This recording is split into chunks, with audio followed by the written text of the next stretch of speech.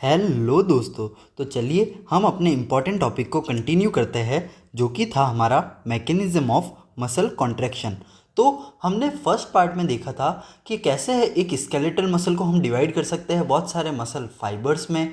फिर हमने देखा था थिन फिलामेंट, थिक फिलामेंट, और फिर हमने देखा था एक्टिन और मायोसिन मॉलिक्यूल्स किस तरीके से दिखते हैं। तो हमने पूरी डिटेल स्टडी करी थी जिसमें हमने मसल के पूरे स्ट्रक्चर को समझ लिया था। आज हम देखेंगे कि जो फिजियोलॉजी है कि किस तरीके से मसल कॉन्ट्रैक्ट करती है, वो आज इस वीडियो में हम कंप्लीट करेंगे। तो चलिए इस वीडियो को शुरू करते हैं।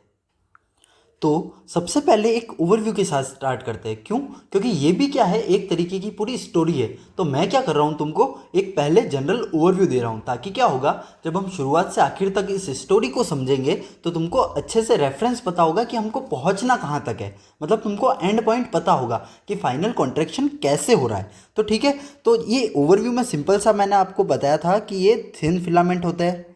ये जो हमको ब्लू कलर के दिख रही है थिन फिलामेंट, ये जो रेड कलर के दिख रही है थिक फिलामेंट। थिन फिलामेंट जो होता है वो एक्टिन से बने हुए होते हैं, और थिक फिलामेंट जो होते हैं वो मायोसिन से बने हुए होते हैं। फिर हमने देखा था एक्टिन किस तरीके का दिखता है। तो एक्टिन में हमने तीन पार्ट पढ़े थे। एक तो था एक्टिन, ट्रोपोनिन और ट्रोपोमायोसिन। मतलब जो थिन फिलामेंट होते हैं उसमें तीन तरीके के प्रोटीन होते हैं। एक्टिन, जो कि हमने बात करी थी जी एक्टिन, और फिर उसी को जोड़ के हमने एफ एक्टिन बनाया था, फिलामेंटस एक्टिन। उसके ऊपर ही हमने एक वायर जैसी चीज़ मानी थी जिसको हमने बोला था ट्रोपोमायोसिन। ये ट्रोपोमायोसिन क्या करता है, यहाँ पे जो मायोसिन बाइंडिंग साइट है उसको ब्लॉक करके रखता है। ठीक है, और फिर हमारे पास तीसरा प्रोटीन था ट्रोपोनिन। ट्रोपोनिन के तीन पार्ट्स होते हैं जो कि हमने देखे थे, टीपीआई, टीपीसी और टीपीटी। ये तीन पार्ट हमने देखे थे। उसमें ये जो टीपीसी था वो क्या होता था, कैल्शियम से बाइंड होता था। और जो जैसे ये टीपीसी कैल्शियम से बाइंड होगा तो होता क्या है, ये टीपीटी वाला पार्ट ट्रोपोमायोसिन से बाइंड होता है। और ये ई आई आई मतलब इनिबिटरी, ये क्या करता है, इसको बाइंड करके रखता है। मतलब ऐसा मानिए इनिबिट करता है। कैसे इनिबिट करता है, ये जो ट्रोपोमायोसिन था ये उसको एक्टिन वाले जो हमारे पास मॉलिक्यूल या फिर प्रोटीन थे उसके ऊपर बांध के रखता है टीपी आई से। तो वो इनिबिट करता है मसल कॉन्ट्रैक्शन को। तो क्या होगा, जैसे ही कैल्शियम कैल्शियम आके इस टीपीसी से जुड़ेगा, ये जो ट्रोपोमायोसिन है, ये जो ट्रोपोमायोसिन का बैंड है, ये यहाँ से हट जाएगा। और जैसे ही ये यहाँ से हटेगा, वैसे ही यहाँ पे जो हमारे पास मायोसिन बाइंडिंग साइट है, मान लीजिए यहाँ पे मेरे पास क्या है, मायोसिन बाइंडिंग साइट। तो जो मायोसिन बाइंडिंग साइट है वो फ्री हो जाएगी। और जैसे ही मायोसिन बाइंडिंग साइट हमारे पास फ्री होगी तो क्या होगा, जो हमारे पास मीरोमायोसिन मीरोमायोसिन हमने स्ट्रक्चर डिस्कस कर लिया था, वो मीरोमायोसिन जाके ये जो है वो इसके अंदर अच्छे से जुड़ जाएगा। और जैसे ही एक्टिन मायोसिन जुड़ेगा वो क्या करेगा, आप ये देखिए, वो इस एक्टिन वाले मॉलिक्यूल्स को पीछे की तरफ खींचेगा। मतलब आप ये देखिए, थिन फिलामेंट्स एक्टिन से बने हैं, तो ये जो थिन फिलामेंट्स है ये इनको मिडल की तरफ खींचेगा। तो यहाँ से मायोसिन से हेड निकल रहा था, वो क्या करेगा, इसको अपनी तरफ खींचेगा। तो जैसे ही खींचेगा वैसे ही क्या होगा, एक हमारे पास थ्योरी होती है जिसका नाम होता है स्लाइडिंग फिलामेंट थ्योरी। तो ये जो है, इसमें हम यही देखेंगे कि किस तरीके से जो थिन फिलामेंट है वो थिक फिलामेंट के ऊपर स्लाइड करते हैं और मसल को कॉन्ट्रैक्ट करवाते हैं। तो हमको इस वीडियो में मेनली किस पे फोकस करना है कि जो एक्शन पोटेंशियल था हमारे पास, यहाँ पे आप देखिए न्यूरॉन में जो एक्शन पोटेंशियल था वो जैसे ही यहाँ पे आया तो वो इस मेम्ब्रेन पे आता है। तो किस तरीके से इस मेम्ब्रेन से ये एक्शन पोटेंशियल अंदर पहुँचता है, और अंदर पहुँच के किस तरीके से ये जो साइटोसोल मतलब अपना साइटोप्लाज्म है उसके अंदर कैल्शियम का लेवल बढ़ाता है। तो मैं आपको इधर एक चीज़ बताता हूँ कि ये जो हमारे पास मसल होती है उसमें एक हमारे पास ऑर्गेनल होता है जो कि आपको पता ही होगा, एंडोप्लाज्मिक रेटिकुलम। मसल में उसी एंडोप्लाज्मिक रेटिकुलम को हम नाम देते हैं सार्कोप्लाज्मिक रेटिकुलम। इस सार्कोप्लाज्मिक रेटिकुलम में क्या होता है, हमारे पास बहुत सारा कैल्शियम होता है। इस साइटोप्लाज्मिक रेटिकुलम में हमारे पास बहुत सारा कैल्शियम होता है। तो हमको एक स्ट्रक्चर देखना है कि ये वाला जो पार्ट है और ये वाला जो पार्ट है सार्कोप्लाज्मिक रेटिकुलम का और मसल का, ये वाला पार्ट जो कि मैंने हल्का सा इन्वेजिनेट करा है, मतलब अंदर की तरफ उसको बनाया है, इसको हम बोलते हैं टी ट्यूब्यूल। इसको हम बोलते हैं टी ट्यूब्यूल। तो इनके बीच का जो स्ट्रक्चर है वो हमको पढ़ना है। तो इस स्ट्रक्चर को हम क्या नाम देते हैं? Sarco tubular system. सार्को, क्योंकि यहाँ पे सार्कोप्लाज्मिक रेटिकुलम है, फिर ये ट्यूब्यूल है इसलिए ट्यूब्यूलर, सार्को ट्यूब्यूलर सिस्टम। तो इस वीडियो की शुरुआत हम इस सिस्टम को पढ़ के करेंगे। फिर हम देखेंगे excitation, contraction, coupling. Excitation, contraction, coupling, ये क्या चीज़ होती है? एक्साइटेशन, कॉन्ट्रैक्शन, कपलिंग क्या चीज़ होती है? जो मैंने आपको बताया था, ये एक्शन पोटेंशियल यहाँ से यहाँ जाएगा और इस मसल को कॉन्ट्रैक्ट कराएगा। तो ये इसकी जो फिजियोलॉजी होती है, उसी पूरे प्रोसेस को हम क्या कहते हैं? Excitation, contraction, coupling. फिर थर्ड पॉइंट जो हम देखेंगे, उसी के अंदर स्लाइडिंग फिलामेंट थ्योरी की, किस तरीके से ये जो थिन फिलामेंट है वो थिक फिलामेंट के ऊपर स्लाइड करता है और मसल को कॉन्ट्रैक्ट कराता है। और लास्ट में हम एक टॉपिक देखेंगे जो कि होगा वापस मसल रिलैक्स कैसे होती है। तो इस पूरी वीडियो को हम इन 4 पॉइंट्स में डिस्कस करेंगे। सार्कोट्यूब्यूलर सिस्टम, एक्साइटेशन, कॉन्ट्रैक्शन, कपलिंग, उसी के अंदर हम देखेंगे स्लाइडिंग फिलामेंट थ्योरी, और चौथा पॉइंट जो हम देखेंगे वो होगा रिलैक्सेशन। तो चलिए शुरू करते हैं। तो हम शुरू कर रहे हैं सार्कोट्यूब्यूलर सिस्टम से। ये सिस्टम जो होता है वो एक तरीके का ट्यूब्यूलर नेटवर्क होता है, मतलब ट्यूब्यूल से बना हुआ होता है, ठीक है। तो हमारे पास इसके 2 पार्ट्स होते हैं। एक तो होता है ट्रांसवर्स ट्यूब्यूल्स, जिसको हमने नाम दिया था टी ट्यूब्यूल्स। ये कुछ नहीं होता, ये एक तरीके का इन्वेजिनेशन। ये क्या है? हमारे पास सार्कोलेमा है। सार्कोलेमा मैंने आपको बताया था, जो मेम्ब्रेन होती है, सेल मेम्ब्रेन, उसी को ही हमने क्या टर्म दिया था? सार्कोलेमा, ठीक है। तो ये सार्कोलेमा अंदर की तरफ इन्वेजिनेट करती है, इन्वेजिनेट करती है। तो उसी पार्ट को हम क्या नाम दे देते हैं? T tubules. ये बहुत ही इंपॉर्टेंट काम करता है। ये क्या करता है? एक्शन पोटेंशियल को जो मसल है उसके अंदर तक पहुंचाने का काम करता है, ठीक है। तो एक हमारे पास है टी ट्यूब्यूल्स, दूसरा होता है हमारे पास सार्कोप्लाज्मिक रेटिकुलम, जो कि मैंने आपको बताया था। ये देखिए, ये वाला जो पार्ट है वो है सार्कोप्लाज्मिक रेटिकुलम।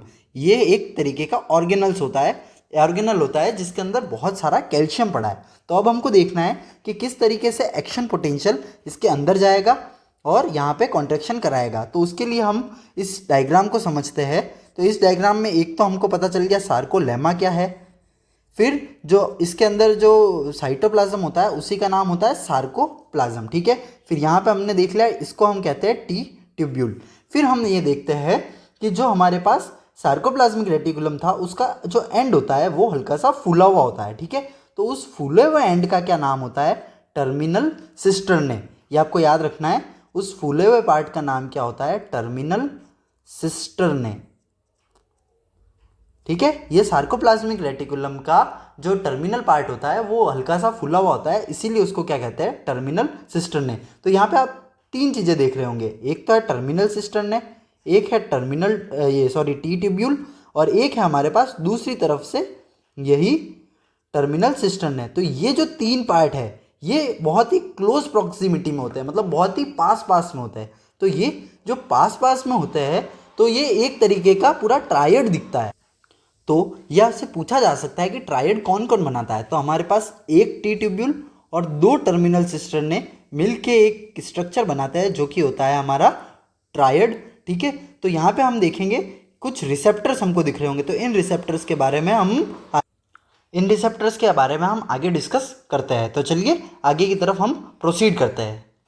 तो थोड़ी सी थ्योरी समझ लेते हैं हम कि जो टी ट्यूब्यूल था वो क्या था? हमारे पास penetrate muscle at the level of junction between A band and I band. ये बहुत ही ज़रूरी चीज़ है। एक हमने देखा था हमारे पास था ए बैंड, और 2 ए बैंड के बीच में हमने देखा था हमारे पास था आई बैंड, जहाँ पे सिर्फ थिन फिलामेंट थे।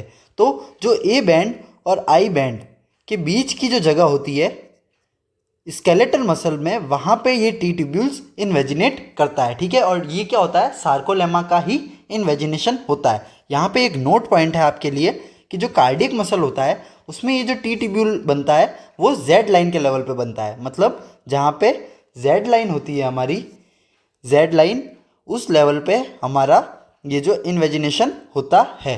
तो ये आपको थोड़ी सी थ्योरी याद रखनी पड़ेगी, ठीक है। फिर ये टी ट्यूब्यूल क्यों ज़रूरी होता है? क्योंकि ये जो टी ट्यूब्यूल होता है वो ट्रांसमिट करता है एक्शन पोटेंशियल को from outer surface of cell to the interior, मतलब जो एक्शन पोटेंशियल है उसको अंदर तक ले जाने का काम इन टी ट्यूब्यूल्स का होता है, फिर हम देखते हैं सार्कोप्लाज्मिक रेटिकुलम के बारे में। तो सार्कोप्लाज्मिक रेटिकुलम एक सेल ऑर्गेनल होता है जो कि एंडोप्लाज्मिक रेटिकुलम ही होता है, पर मसल में इसको टर्म दे रखा है सार्कोप्लाज्मिक रेटिकुलम।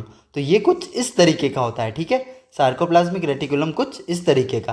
तो इसका जो आप टर्मिनल पार्ट देख रहे होंगे ये थोड़ा सा स्वॉलन है, मतलब फूला हुआ है। तो इसी पार्ट को हम क्या टर्म दे देते हैं, टर्मिनल सिस्टर्ने, टर्मिनल सिस्टर्ने, ठीक है। और इसका मेन काम क्या होता है, it is store house of calcium ions, मतलब इसमें बहुत सारा कैल्शियम आयन प्रेजेंट होता है।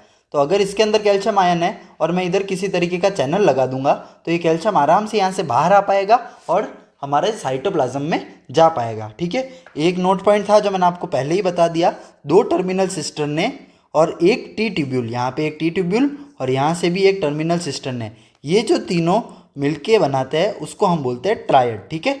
2 टर्मिनल सिस्टर्ने और एक ट्रांसवर्स ट्यूब्यूल, ठीक है। यहाँ पे तक आपको पूरा समझ में आ गया होगा। तो चलिए आगे चलते हैं।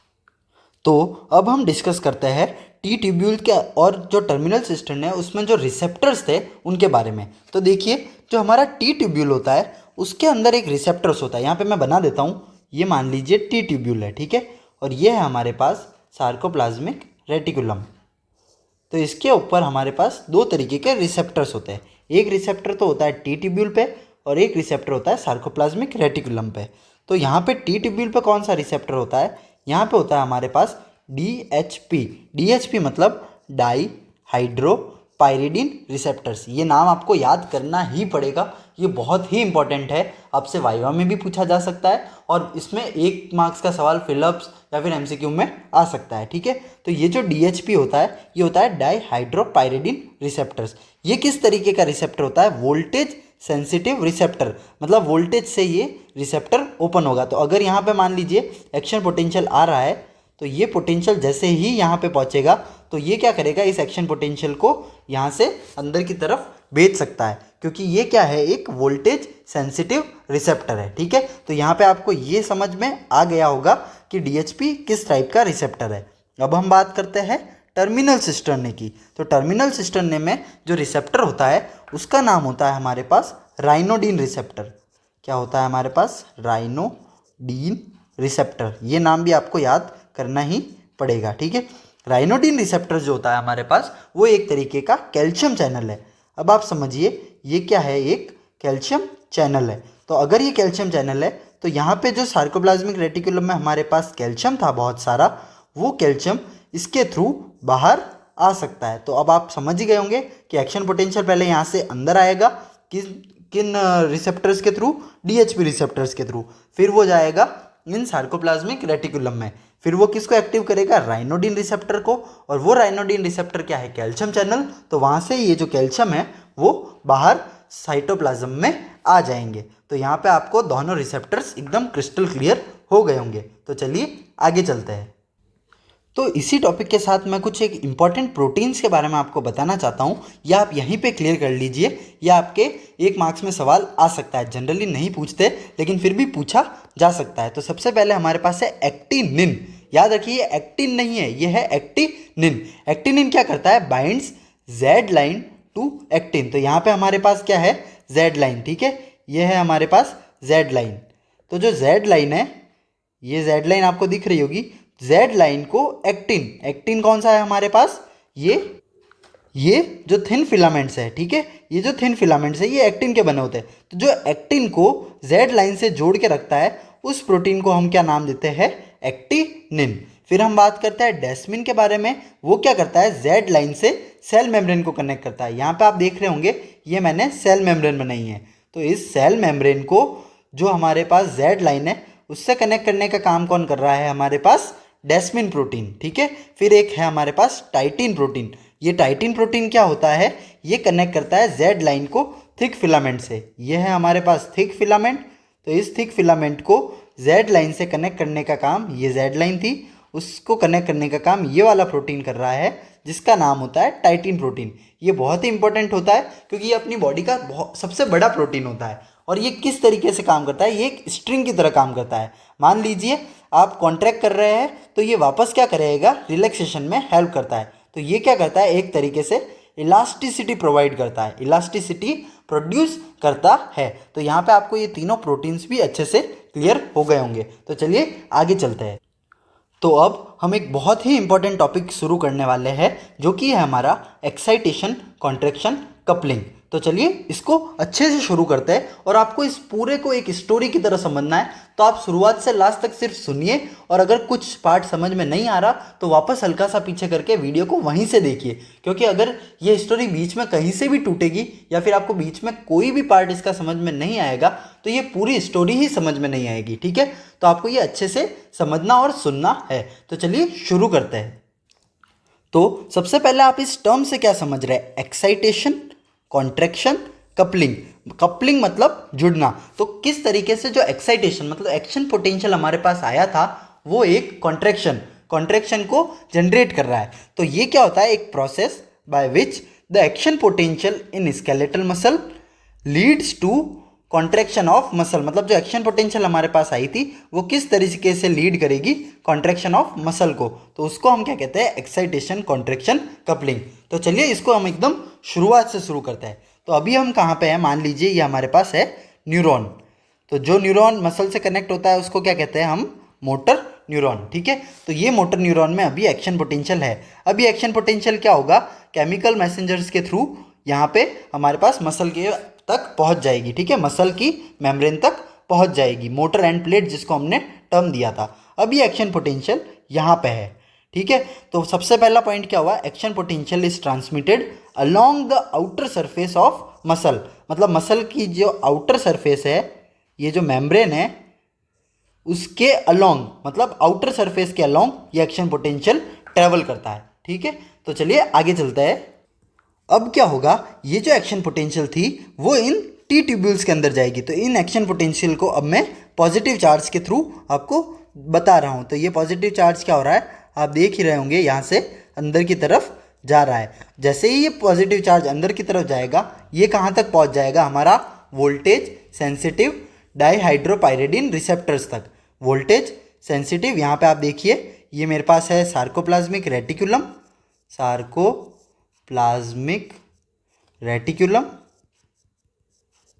ठीक है, और यहाँ पे मेरे पास ये क्या थी? जो मेम्ब्रेन थी वो थी हमारे पास सार्कोलेमा। ठीक है, तो यहाँ पे हमारे पास कौन से रिसेप्टर्स है? डाइहाइड्रोपायरिडिन रिसेप्टर और राइनोडिन रिसेप्टर। तो इन डाइहाइड्रोपायरिडिन रिसेप्टर तक हमारा एक्शन पोटेंशियल पहुँच चुका है। अब ये क्या करेगा? यहाँ से अंदर की तरफ चला जाएगा। तो चलिए आगे देखते हैं कि क्या होता है। अब क्या होगा? मेरे पास कन्फॉर्मेशनल चेंज इन डाइहाइड्रोपायरिडिन रिसेप्टर। जैसे ही एक्शन पोटेंशियल यहाँ तक पहुँचेगा तो इन डाइहाइड्रोपायरिडिन रिसेप्टर में कुछ तरीके के चेंजेस आएंगे। उसकी वजह से क्या हो जाएगा?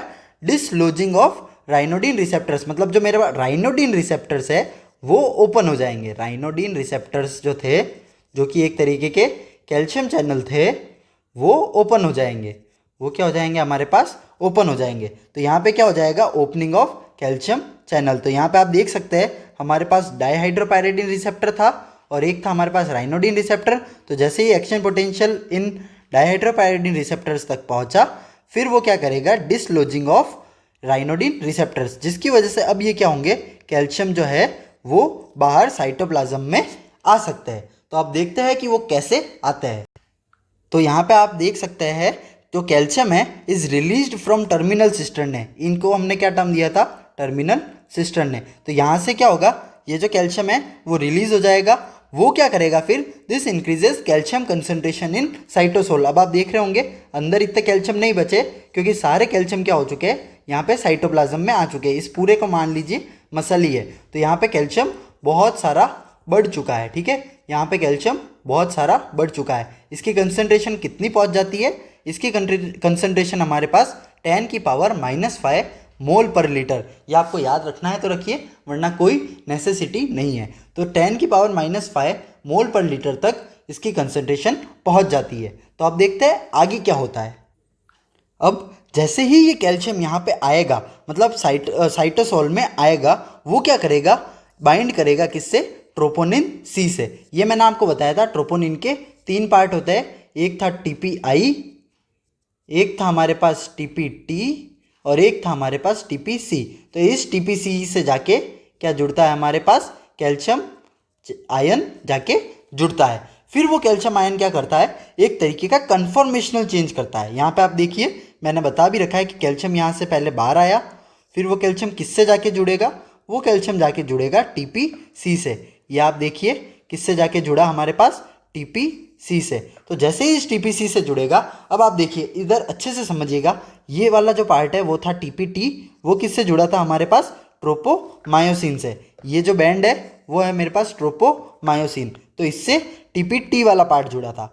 TPI वाला पार्ट क्या कर रहा था, इस ट्रोपोमायोसिन को इस जो एक्टिन वाला मॉलिक्यूल है इससे बाइंड करके रख रहा था। अब जैसे ही अगर ये इससे बाइंड करके रखेगा तो क्या होगा, हमारे पास जो मायोसिन बाइंडिंग साइट है, यहाँ पे आप देख सकते हैं मायोसिन बाइंडिंग साइट, तो जो मायोसिन बाइंडिंग साइट है वो ओपन नहीं होगी अभी, ठीक है। लेकिन जैसे ही कैल्शियम आता है, तो कैल्शियम आता है तो क्या होगा, जैसे ही कैल्शियम आएगा ये आप समझिए एक बॉल की तरह है, ये बॉल यहाँ से हट जाएगी। यहाँ पे मैं ये एरो हटाता हूँ, यहाँ पे आप देखिए ये बॉल की तरह है, ये बॉल यहाँ से हट जाएगी। जैसे ही ये बॉल यहाँ से हटेगी, ये जो ट्रोपोमायोसिन है हमारे पास, ये फिलामेंट भी यहाँ से हट जाता है। तो जैसे ही ये हटेगा तो हमारा जो मायोसिन बाइंडिंग साइट है वो कैसी हो जाएगी, फ्री हो जाएगी। मायोसिन बाइंडिंग साइट हमारे पास फ्री हो जाएगी। अगर ये मायोसिन बाइंडिंग साइट फ्री हो जाएगी, वो जाके क्या करेगी, मीरोमायोसिन से जुड़ सकती है। तो यहाँ तक आप समझ गए होंगे कि कैल्शियम का क्या काम था। कैल्शियम TPC से जुड़ रहा था, जो कि क्या करता है, एक कन्फॉर्मेशनल चेंज करता है, किसमें, बिटवीन ट्रोपोनिन ट्रोपोमायोसिन कॉम्प्लेक्स में एक चेंज करता है, जिसकी वजह से क्या, मायोसिन बाइंडिंग साइट फ्री हो जाती है, और उसकी वजह से क्या होगा, आगे वो मायोसिन से जाके जुड़ पाएगा। तो यहाँ तक कहानी एकदम क्लियर होगी। तो चलिए आगे चलते हैं। तो अभी तक मैंने एक्टिन फिलामेंट की पूरी बात कर ली है, अब हम आएंगे मायोसिन फिलामेंट पे। तो मायोसिन के बारे में अगर हम बात करेंगे तो उसी के साथ हम एक ये पूरा टॉपिक समझ लेंगे जिसका नाम है स्लाइडिंग फिलामेंट थ्योरी। तो ये जो मैंने पूरा पॉइंट नंबर 6 है, ये पूरा जो लिखा है वो स्लाइडिंग फिलामेंट थ्योरी, मतलब अगर एग्जाम में आपका सवाल स्लाइडिंग फिलामेंट थ्योरी आता है तो आपको ये सिर्फ 6 नंबर पॉइंट ही लिखना है। लेकिन अगर एक्साइटेशन कॉन्ट्रैक्शन कपलिंग आता है तो आपको फर्स्ट पॉइंट से लेके लास्ट तक जितना भी मैंने प्रोसेस बताया वो पूरा लिखना है। तो चलिए शुरू करते हैं हम स्लाइडिंग फिलामेंट थ्योरी को। तो स्लाइडिंग फिलामेंट थ्योरी में आपको मायोसिन का स्ट्रक्चर पता होना ज़रूरी है। तो यहाँ पे हमने देखा था, ये थी हमारे पास टेल, ये था हमारे पास नेक, और फिर थे हमारे पास 2 ग्लोब्यूलर हेड। ये क्या है हमारे पास, ग्लोब्यूलर हेड, ठीक है। इन हेड के ऊपर मैंने 2 साइट आपको बताई थी, एक थी मेरे पास एक्टिन बाइंडिंग साइट जो कि किससे जुड़ती है, एक्टिन से, और एक है मेरे पास ATP बाइंडिंग साइट। यहाँ पे क्या आके जुड़ेगा, ATP, ठीक है। तो अब ये ATP कैसे जुड़ता है और क्या काम करता है वो हम देखते हैं। तो अभी आप मानिए जो मसल है वो रेस्टिंग स्टेट पे है, अभी मसल जो है हमारे पास रेस्टिंग स्टेट पे है, मतलब अभी एकदम रिलैक्स्ड है हमारी मसल। तो अगर ये रिलैक्स्ड है तो हमारा जो मायोसिन आप देख रहे होंगे वो कैसा होगा, वो उस पर क्या काम होता है, उस टाइम क्या होता है, ATP जो है वो ADP और इनऑर्गेनिक फॉस्फेट में हमारे पास टूटता है। इसको आप ऐसे एक एग्जाम्पल से समझ सकते हैं। आप मान लीजिए जब सोते हैं तो आप असलियत में कर क्या रहे हैं, आप एनर्जी रीगेन कर रहे हैं। तो उसी टाइम क्या होता है, हम मतलब एक हिसाब से क्या कर रहे हैं, एनर्जी बना रहे हैं बॉडी में। तो सेम अगर देखें, अगर मैं मायोसिन की बात करूं तो मायोसिन भी क्या करता है, मेरे पास जब रिलैक्स स्टेट में होता है तो वो क्या करता है, ATP को तोड़ के ADP और इनऑर्गेनिक फॉस्फेट में टूट जाता है। अगर ये ADP और इनऑर्गेनिक फॉस्फेट में टूटता है, उसी के साथ ये क्या करता है, कुछ एनर्जी जनरेट करता है। वो एनर्जी क्या होती है, इस मायोसिन में स्टोर हो जाती है। तो ये जो मायोसिन है जिसके अंदर अभी एनर्जी स्टोर हो चुकी है, उसको हम क्या बोलते हैं, एनर्जाइज्ड या फिर हाई एनर्जी स्टेट मायोसिन, ठीक है। ये जो कॉम्प्लेक्स है हमारे पास, एक हिसाब से ये कॉम्प्लेक्स ही है, कौन सा, मायोसिन, ADP और PI। अभी ADP PI कैसे बने, वो सिंपल सा है, जो हमारे पास ATP होता है उसकी हमारे पास फुल फॉर्म होती है एडिनोसिन ट्राइफॉस्फेट, मतलब 3 फॉस्फेट। आप ऐसा मान लीजिए एडिनोसिन से हमारे पास 3 फॉस्फेट जुड़े हैं, 1 फॉस्फेट, 2 फॉस्फेट और 3 फॉस्फेट। इसमें क्या होता है, जैसे ही ATP टूटता है तो वो क्या करता है, अब आप देखेंगे यहाँ पे 2 फॉस्फेट है, तो ADP प्लस एक ही फॉस्फेट बचा मेरा, तो उसको मैं क्या बोलता हूँ, इनऑर्गेनिक फॉस्फेट, उसमें टूट जाता है। तो यहाँ पे यही है कि जो ATP है वो मेरा ADP और इनऑर्गेनिक फॉस्फेट में टूट जाएगा, किस टाइम पे, रेस्टिंग स्टेट में, और एक एनर्जी प्रोवाइड करेगा किसको, मायोसिन को। तो इस वक्त आप देख रहे होंगे जो पोजीशन है वो कुछ इस तरीके से है, मतलब 90 डिग्री पे है। तो इस पोजीशन को हम क्या नाम देते हैं, कुक्ड अप पोजीशन। क्या नाम देते हैं, कुक्ड अप पोजीशन। ठीक है, तो इस पोजीशन में हमारे पास क्या है, इस मायोसिन में बहुत सारी एनर्जी है। तो इस एनर्जी के साथ अब हम क्या कर सकते हैं, इस मायोसिन को एक्टिन के साथ जोड़ सकते हैं। तो यहाँ तक आप समझ गए होंगे कि सबसे पहले एटीपी कैसे टूटा। ठीक है, तो चलिए आगे चलते हैं।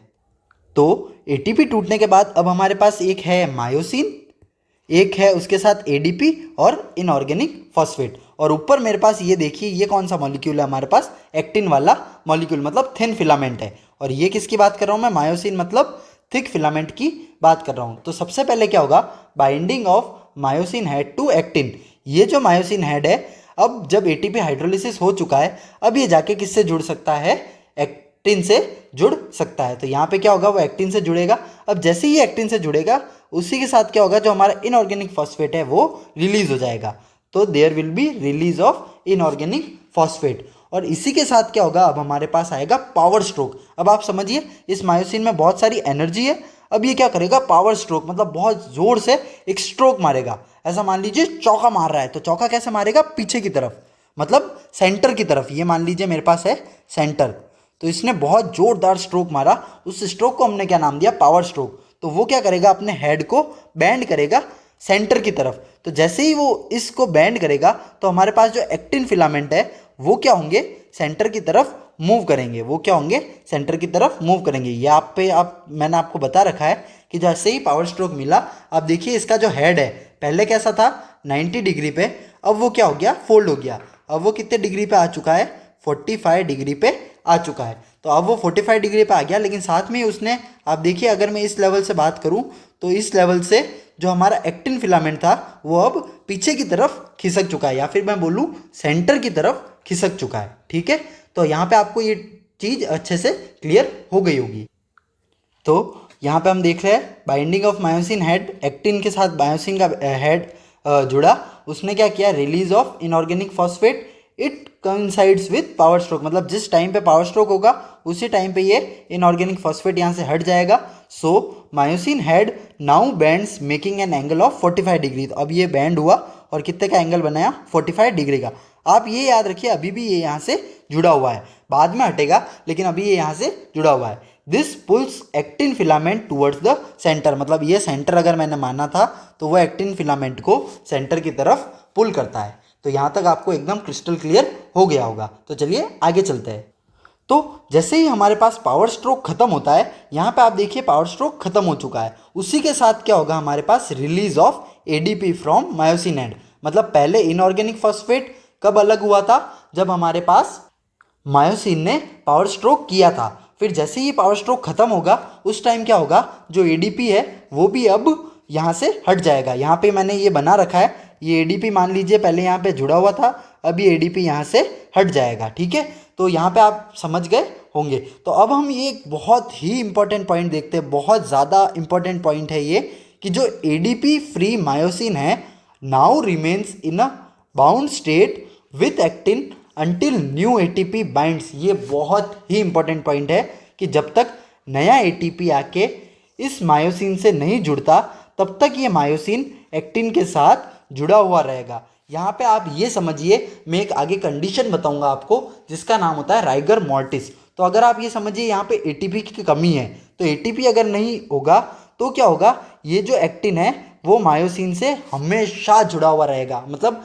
कॉन्ट्रैक्शन परमानेंट हो जाएगा। इसलिए आप देखते हैं कि जब किसी भी इंसान की डेथ हो जाती है, उसके बाद जब एटीपी खत्म हो जाता है, तो बॉडी एक कॉन्ट्रैक्ट मतलब कड़क हो जाती है, कॉन्ट्रैक्शन वाले फेज में चली जाती है। वो क्यों जाती है, क्योंकि अगर यहाँ पे एटीपी नहीं होगा, तो ये जो है मायोसिन जो है वो एक्टिन से अलग नहीं हो पाएगा। तो यहाँ पे आपको ये बात समझना बहुत ही ज़रूरी था। तो चलिए आगे चलते हैं।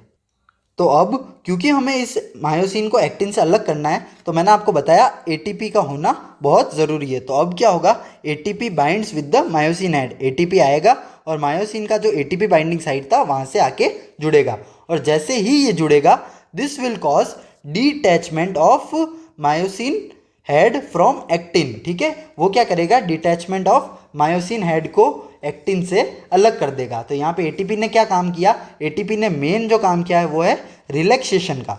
ये चीज़ आपको समझनी बहुत ज़रूरी है, आपको एमसीक्यू में मतलब गुमराह कर सकते हैं इस सवाल से कि एटीपी का मेन काम क्या है। तो एटीपी का मेन काम है रिलैक्सेशन कराना, ये आप समझिए। यहाँ पे एटीपी क्या कर रहा है, जो मायोसिन का हेड है उसको एक्टिन से अलग करने का काम कर रहा है। वहीं जब एटीपी का हाइड्रोलिसिस होता है तब जो एडीपी और इनऑर्गेनिक फॉस्फेट बनता है वो उसके साथ क्या एनर्जी बनती है, वो एनर्जी क्या करवाती है, पावर स्ट्रोक। ऐसा मत समझिए कि एटीपी ने पावर स्ट्रोक कराया, ठीक है। तो यहाँ पे आपको मेरी बात एकदम क्लियर हो गई होगी कि एटीपी का क्या काम होता है। इसी के साथ हमने पूरा एक्साइटेशन कॉन्ट्रैक्शन कपलिंग को पूरी अच्छी तरीके से फिनिश कर लिया है। तो अब आप देखिए, जो मैं आपको बता रहा था कि ये जो था थिक फिलामेंट जो कि मायोसिन था, उसके हेड ने क्या किया था, इस थिन फिलामेंट में जुड़ के इसको सेंटर की तरफ पुश किया। उसकी वजह से क्या हुआ, ये जेड लाइन पास में आ गई थी और मसल ने क्या किया था, कॉन्ट्रैक्ट किया था। तो ये चीज़ आप समझ गए होंगे। तो ग्रेजुअली क्या होती है, thin filament is drawn towards the centre of sarcomere. जो सार्कोमियर का सेंटर था उसकी तरफ ये थिन फिलामेंट आते हैं और इसी को हम क्या बोलते हैं, स्लाइडिंग फिलामेंट थ्योरी। स्लाइडिंग क्यों, क्योंकि जो थिन फिलामेंट है वो थिक फिलामेंट के ऊपर एक तरीके से स्लाइड कर रहा है। यहाँ पे आप देखिए कि ना थिक फिलामेंट छोटा हुआ ना थिन फिलामेंट छोटा हुआ, लेकिन इन दोनों ने एक दूसरे के ऊपर स्लाइड की। इसकी वजह से क्या हुआ, जो मसल है वो कॉन्ट्रैक्ट हो गई। इसलिए हम इसको क्या कहते हैं, स्लाइडिंग फिलामेंट थ्योरी।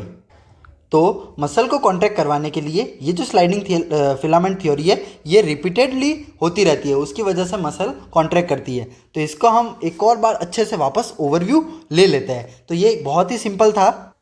इसमें आप देख सकते हैं कि एटीपी अभी यहाँ से जुड़ा हुआ है। अब एटीपी जुड़ा हुआ है तो अभी वो मायोसिन एक्टिन से जाके नहीं जुड़ सकती, ठीक है। तो अब क्या होगा, ये एटीपी पहले टूटेगा। तो ये एटीपी किस में टूटा, एडीपी और इनऑर्गेनिक फॉस्फेट में। अब जैसे ही टूटेगा साथ में वो एनर्जी क्रिएट करेगा, जो कि क्या करेगा, जाके एक्टिन फिलामेंट से मायोसिन को जोड़ देगा। वो एनर्जी क्या करेगा, एक अच्छे से क्रॉस ब्रिज फॉर्मेशन करेगा। क्रॉस ब्रिज बनना मतलब मायोसिन का एक्टिन से जुड़ना, तो क्रॉस ब्रिज फॉर्मेशन हो जाएगा। फिर वो क्या करेगा, पीछे की तरफ पावर स्ट्रोक देगा, पीछे की तरफ पावर स्ट्रोक देगा। Myosin head rotate towards the centre of sarcomere, तो वो इस तरफ मुड़ा। उसके बाद क्या होगा, ये एडीपी हट जाएगा और एटीपी के आने की जगह होगी। अब जैसे ही एटीपी वापस आएगा तो वो क्या करेगा, रिलैक्सेशन मतलब इसको अलग कर देगा। तो ये 4 पॉइंट आप समझ गए होंगे। एक तो है अटैचमेंट, दूसरा होता है हमारे पास पावर स्ट्रोक और तीसरा होता है वापस डिटैचमेंट। इस डिटैचमेंट के लिए क्या चाहिए होता है मेरे पास, एटीपी। तो यहाँ पे आप पूरी स्लाइडिंग फिलामेंट थ्योरी अच्छे से समझ गए होंगे। तो चलिए आगे चलते हैं।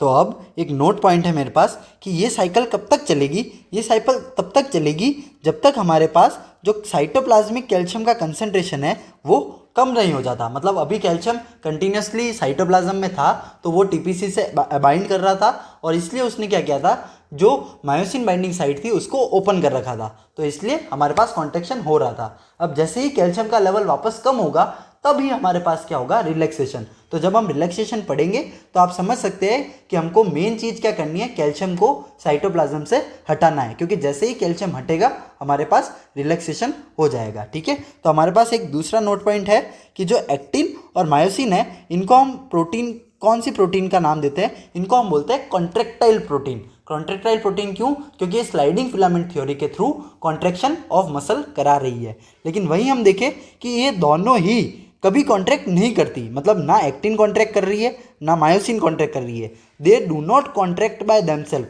लेकिन वो क्या करती है, एक दूसरे पे स्लाइड करती है। मतलब जो थिन फिलामेंट है वो थिक फिलामेंट पे स्लाइड करता है और क्या कराता है, कॉन्ट्रैक्शन। इसलिए हम इनको क्या कहते हैं, कॉन्ट्रैक्टाइल प्रोटीन। वहीं हम देखें ट्रोपोनिन और ट्रोपोमायोसिन, ये एक तरीके की रेगुलेटरी प्रोटीन है। मतलब अगर मान लीजिए ट्रोपोनिन हटा ही नहीं होता तो ये किसी तरीके का कॉन्ट्रैक्शन होता ही नहीं। तो ये क्या कर रहा है, एक तरीके से रेगुलेट कर रहा है पूरे प्रोसेस को, इसलिए हम इनको क्या कहते हैं, रेगुलेटरी प्रोटीन्स। तो अब हम इस टॉपिक के एकदम आखिर में आ गए जिसमें हम देखते हैं रिलैक्सेशन ऑफ मसल। तो ये सिंपल सा है, मसल कब रिलैक्स करेगी, when the cytoplasmic calcium concentration falls to the value lower than 0.1 micromole per litre. ये तो एक क्वांटिटी गिवन है, लेकिन आपको जस्ट रफ याद रखना है कि जब कैल्शियम जो है वो साइटोप्लाज्म में कम हो जाएगा तब हमारे पास क्या होगा, रिलैक्सेशन। वो कैसे होगा, तो यहाँ पे आप समझिए, लोअर कैल्शियम इन साइटोप्लाज्म, मतलब मान लीजिए साइटोप्लाज्म में कैल्शियम कम हो गया है तो अब क्या होगा, कैल्शियम जो है वो डिटैच फ्रॉम टीपीसी, जो हमारा टीपीसी वाला पार्ट था, ट्रोपोनिन सी वाला पार्ट था, उससे वो जो कैल्शियम है वो डिटैच हो जाएगा। और अगर वो डिटैच हो गया तो जो ट्रोपोमायोसिन है वो वापस किसको कवर कर लेगी, मायोसिन बाइंडिंग साइट को कवर कर लेगी। और अगर उसने उसको कवर कर लिया तो हमारे पास जो मसल है वो कॉन्ट्रैक्ट नहीं हो पाएगी और किस में चली जाएगी, रिलैक्सेशन में। तो मसल हमारे पास क्या हो जाएगी, रिलैक्स हो जाएगी। तो ये सिंपल सा मैकेनिज्म था, ये आपको अच्छे से समझ में आ गया होगा। अब हम देखते हैं कि किस तरीके से ये जो कैल्शियम है वो यहाँ पे हटता है, मतलब साइटोप्लाज्म से कैल्शियम कैसे निकलता है। तो ये जो प्रोसेस होता है वो एक तरीके का एक्टिव प्रोसेस होता है। ये बहुत ही इंपॉर्टेंट सवाल है, ये आ सकता है आपके कि जो रिलैक्सेशन होता है वो भी एक तरीके का क्या होता है, एक्टिव प्रोसेस होता है। अब मैं इसको एक्टिव प्रोसेस क्यों बोल रहा हूँ, क्योंकि यहाँ पे कैल्शियम पंप यूज़ होता है, कैल्शियम पंप यूज़ हो रहा है। तो मैंने आपको बताया ही है कि जो पंप होता है वो किसका यूज़ करते हैं, एटीपी का। और अगर एटीपी यूज़ हो रहा है तो वो क्या हो जाता है, हमारे पास एक तरीके का एक्टिव प्रोसेस हो जाता है। तो हमारे पास कौन सा कैल्शियम पंप यूज़ होता है, वो जो कैल्शियम पंप होता है उसका नाम होता है मेरे पास सरका। सरका की क्या फुल फॉर्म है, sarcoplasmic and endoplasmic reticulum calcium ATPase. यहाँ पे आप देखिए एटीपीएस का नाम आ चुका है। तो इस पार्ट को आप अच्छे से समझिए। यहाँ पे आप देखिए मसल थी जहाँ पे हमारे पास बाहर बहुत सारा कैल्शियम था, यहाँ पे आप देख सकते हैं बाहर हमारे पास बहुत सारा कैल्शियम था। तो अब क्या होगा, ये जो कैल्शियम है इस सरका, सरका मतलब एक तरीके का एटीपीएस, ये एटीपी का यूज़ करेगा और पंप क्या करता है, अगेंस्ट द कंसंट्रेशन, मतलब अभी बाहर कैल्शियम ज़्यादा है और अंदर की तरफ भी मतलब कैल्शियम ज़्यादा ही होता है, लेकिन मेन चीज़ क्या है, यहाँ पे पंप ही यूज़ होता है। लेकिन ये क्या होता है, जो पंप होता है वो अगेंस्ट द कंसंट्रेशन कैल्शियम को भेजता है। तो वो क्या करेगा, कैल्शियम को बाहर से अंदर की तरफ भेजेगा। ये पंप क्या करेगा, बाहर से अंदर की तरफ कैल्शियम को भेजेगा। फिर ये क्या होता है, जो कैल्शियम होता है वो कैलसेक्विस्ट्रिन, ये एक प्रोटीन होता है कैलसेक्विस्ट्रिन, उससे जाके जुड़ जाता है। यहाँ पे इसका काम बहुत ही ज़रूरी है। कैलसेक्विस्ट्रिन क्या करता है, कैल्शियम को जोड़ता है और एक तरीके का कंसंट्रेशन ग्रेडियंट मेंटेन करके रखता है। तो कैलसेक्विस्ट्रिन का बहुत ही इंपॉर्टेंट काम है।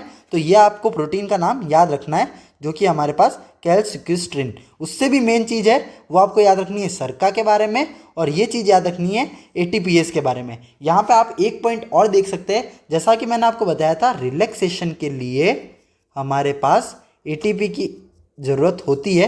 तो इधर भी आप देख सकते हैं, मान लीजिए यहाँ पे एटीपी नहीं होता, अगर एटीपी नहीं होता तो मेरे पास ये एटीपीएस काम नहीं करता, और अगर ये एटीपीएस काम नहीं करेगा तो कैल्शियम वापस अंदर नहीं जा पाएगा, और अगर ये अंदर नहीं जा पाएगा तो वो टीपीसी से जुड़ा हुआ रहेगा और मसल कॉन्ट्रैक्शन में ही रहेगी। तो ये पॉइंट भी आपको अच्छे से समझना चाहिए, ठीक है। तो यहाँ पे हमने देख लिया है कि कैल्शियम किस तरीके से अंदर जाता है, सरका के थ्रू अंदर जाता है, और अंदर जाके कौन से प्रोटीन से जुड़ता है, कैलसेक्विस्ट्रिन प्रोटीन से जुड़ता है। तो इसी के साथ हमने रिलैक्सेशन भी कंप्लीट कर लिया है। एक नोट पॉइंट जो आपको याद रखना है वो है calsequestrin helps in storing calcium ions pumped back into terminal system, मतलब जो टर्मिनल सिस्टम के थ्रू कैल्शियम आयन वापस आए थे उसको स्टोर करने का काम कौन करता है, कैलसेक्विस्ट्रिन प्रोटीन करता है। इसी के साथ हमारा रिलैक्सेशन खत्म हुआ। अब हम एक मेन चीज़ देखते हैं, जो हमारे पास एटीपी होता है उसके क्या फंक्शन होता है। तो वो हमने डिस्कस तो कर लिया है, लेकिन उसको एक साथ में लिख देता हूँ क्योंकि ये आपके शॉर्ट नोट में पूछा जा सकता है कि एटीपी का क्या फंक्शन होता है मसल कॉन्ट्रैक्शन और रिलैक्सेशन में, ठीक है। तो ये पहली बात तो क्या करता है, provide energy for power stroke. तो वहाँ पे हमने देखा था पावर स्ट्रोक में जो एनर्जी चाहिए थी, तो वो जब एटीपी टूटा था किसमें, एडीपी और इनऑर्गेनिक फॉस्फेट में, तभी ही वो एनर्जी हमको मिली थी। तो ये बहुत ही ज़रूरी चीज़ है कि जब एटीपी टूटता है तो वो पावर स्ट्रोक के लिए एनर्जी प्रोवाइड करता है। तो ये एक फंक्शन हो गया। फिर दूसरा हमने देखा था जो मायोसिन हेड है वो एक्टिन से कब डिटैच होगा, वो तभी डिटैच होगा जब उससे एटीपी आके जुड़ेगा। तो एटीपी क्या करता है, causes detachment of myosin head from actin. उसी के साथ हम देखते हैं तीसरा पॉइंट क्या है, causes relaxation of muscle by supplying entry of for pumping back calcium. मतलब जो एटीपीएस यूज़ हुआ था, जो हमारे पास सरका जो था कैल्शियम एटीपीएस, उसको यूज़ करने के लिए एटीपी चाहिए होता है, जिससे हमारे पास क्या हो जाता है, रिलैक्सेशन ऑफ मसल। तो ये तीन बहुत ही इंपॉर्टेंट काम है एटीपी के। ये समझना क्यों ज़रूरी है, क्योंकि एक टर्म आती है हमारे पास राइगर मॉर्टिस, वो क्या होती है चलिए देखते हैं। तो राइगर मॉर्टिस एक कंडीशन होती है जो कि आफ्टर डेथ होती है। मतलब अगर आपने किसी भी डेड बॉडी को देखा होगा तो आपने ये देखा होगा कि उसकी जो मसल्स होती है वो बहुत ही स्टिफ हो जाती है। स्टिफ मतलब बहुत ही कड़क हो जाती है। क्यों? क्योंकि वो जो होती है वो प्रोलॉन्ग्ड कॉन्ट्रैक्शन में चली जाती है। प्रोलॉन्ग कॉन्ट्रैक्शन में चली जाती है। ऐसा क्यों होता है? क्योंकि मरने के बाद जो बॉडी में एटीपी है वो खत्म हो जाता है। बॉडी के अंदर एटीपी खत्म हो जाता है, तो there will be loss of ATP after death. उसकी वजह से क्या हो जाता है? Irreversible binding of actin and myosin. ये तो मैंने आपको बता ही दिया, एटीपी नहीं होगा तो एक्टिन और मायोसिन जो है वो इरिवर्सिबली बाइंड करके रखेंगे, बाइंड करके ही रखेंगे। तो कंटिन्यूसली क्या होगा?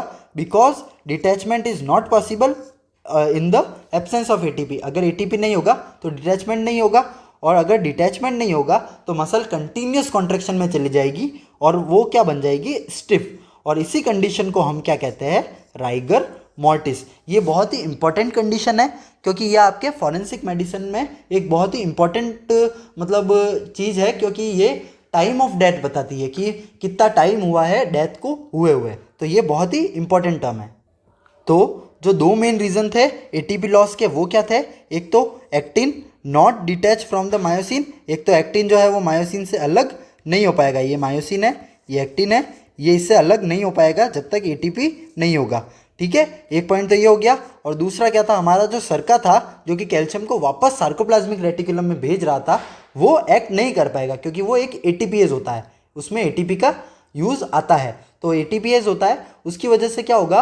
अगर एटीपी डिप्लीट हो जाएंगे तो कैल्शियम साइटोप्लाज्म में ही रहेंगे, और अगर वो साइटोप्लाज्म में रहेंगे तो मसल कंटिन्यूस कॉन्ट्रैक्शन में रहेगी, क्योंकि कैल्शियम रीअपटेक नहीं होगा तो कैल्शियम लेवल हाई रहेगा और मसल कॉन्ट्रैक्शन में ही रहेगी। यहाँ पे आपको एकदम चीज़ें क्रिस्टल क्लियर हो गई होगी। तो इसी के साथ हमने इस बहुत ही इंपॉर्टेंट से टॉपिक को ख़त्म कर लिया है। अब हमारा जो नर्व मसल फिजियोलॉजी है वो एक या दो टॉपिक का ही बचा है। इसके बाद ये पूरी यूनिट अच्छे से कंप्लीट हो जाएगी। इसके सारे इंपॉर्टेंट टॉपिक हमने अभी तक डिस्कस कर लिए हैं। अगर आपको वीडियोस अच्छी लग रही है तो आप ज़रूर अपने दोस्तों को शेयर करिए, अपने ग्रुप्स में डालिए जो कॉलेज के बन रखे हैं। So thank you so much. आप कमेंट कर सकते हैं, आप बता सकते हैं कि आपको वीडियोज़ कैसी लगी। तो इसी के साथ वीडियो को ख़त्म करते हैं। Thank you so much.